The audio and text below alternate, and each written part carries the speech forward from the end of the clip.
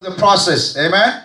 Amen. Whatever we face in life, it's part of the process. We celebrate, we rejoice, because the process speaks of deliverance. Crisis represents deliverance. You realize when Israel was about to leave Egypt, Israel was about to leave Egypt, and what became the sign of migration and journey is crisis. The then plagues, and the last one was the spirit of death that came upon Egypt and killed all the firstborn in Egypt. To Egypt it was a disaster, but to God's people it's a sign of migration.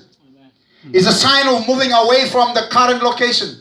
So some of us are stuck for too long in one spiritual location, and you are, bombarded by devil and sickness and all kinds and sorts of evil. And you see around you and you wonder why this is happening, why it is taking so long, how it's going to finish, when does this thing stop? And it seems like it's not stopping and it's not coming out. You see, the secret is the thing cannot come out. Egypt cannot leave you. You have to leave Egypt. Amen. Egypt represents wickedness. Egypt represents bondage. Egypt speaks of limitations. You see, when they were in Egypt, they have no purpose. They cannot fulfill the purpose of God because they were limited by the system. So Egypt represents the system and the lifestyles, which becomes the limitation to your fulfillment of purpose. You see, Canaan represents the fulfillment of purpose, a place of success and prosperity, which God has already predestined for you. Each and every one of us, we have a place of fulfillment. We have a place of progress. We have a place of success in God. God has prepared everything for us, amen? He has built everything.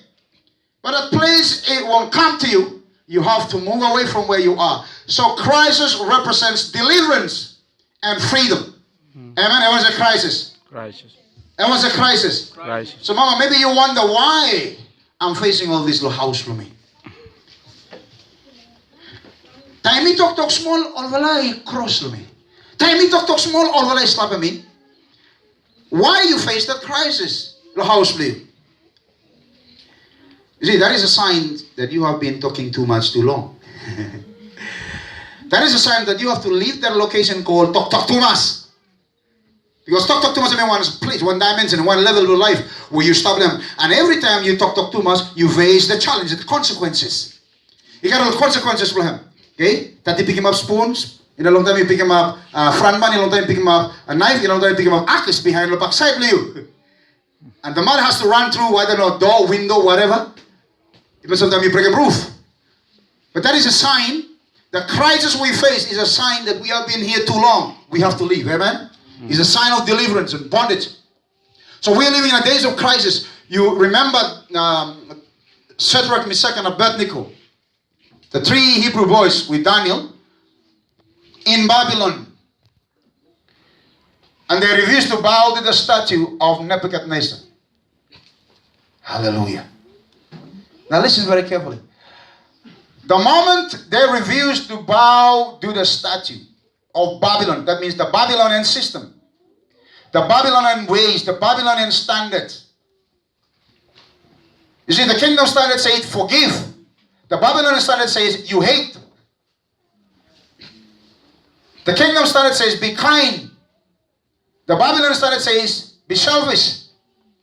So these boys, they refused to bow to that statue. Now everyone listen. Everyone look at me. You must never forget them. These boys, they helped to build the statue. You must understand. They helped to build it. They carried the stones. They bring the gold in, the silver in. Because they were working in there. See? So the officers in church assigned all of them, okay, bring this. So they were building it.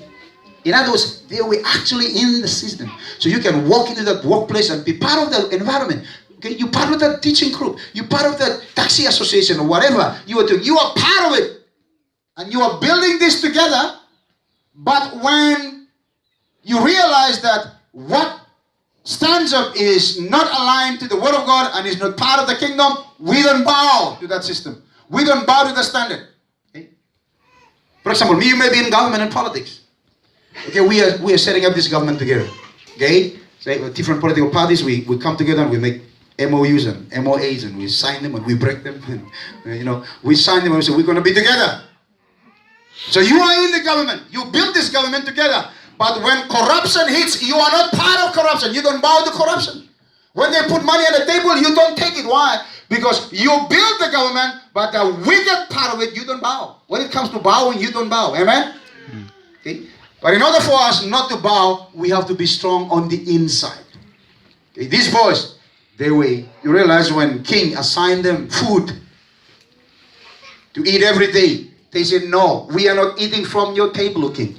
Please grant us grace. We want to feed on vegetables. In other words, the reason why they cannot bow to the system, they were strong on the inside. The internal structures and the internal qualities and values within them are solid because of what they were feeding on. Not on what Babylon was offering. They were feeding on something that was natural. Okay? So these boys, after they refuse to bow, they attract crisis. You see, every time you refuse to bow to Babylon, you attract situation. The devil will come increasing. Nebuchadnezzar said, okay, heat up the furnace 7 times hotter. Only heat him a fire hot time. And be hot 7 times. Now everyone look at me, we want to show you something very important. There's a very important principle here. Okay? Now who know him heat him a fire? The Babylonians. Now you realize they heat up the fire 7 times just to kill themselves. Bible let me say all armies we only track them